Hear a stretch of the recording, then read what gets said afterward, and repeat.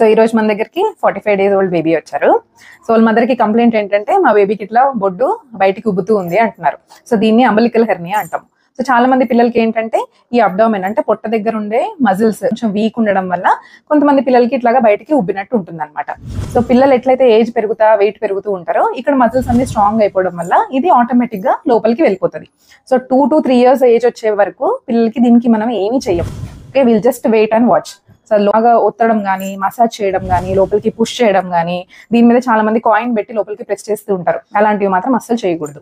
So ఎప్పుడు దీని గురించి మనం డాక్టర్ ని కన్సల్ట్ అవ్వాలంటే ఇది ఏమన్నా ఎరుపు రంగులో మారినా, లేకపోతే బాగా హార్డ్ గా అయ్యి పస్లాగా ఏమన్నా ఫామ్ అయినా, సో బిడ్డ పాలు తాగినవన్నీ వామిటింగ్ చేసేసి అస్సలు వెయిట్ పెరగకుండా ఉన్నా, అలాంటి పరిస్థితుల్లో మాత్రం వెంటనే మీ డాక్టర్ ని కన్సల్ట్ అవ్వాలి. సో బై 2 years వరకు 90% ఆఫ్ అంటే 100 మందికి ఇలాంటివి వస్తే 90 తనంతట తనే లోపలికి వెళ్ళిపోతుంది. ఓకే.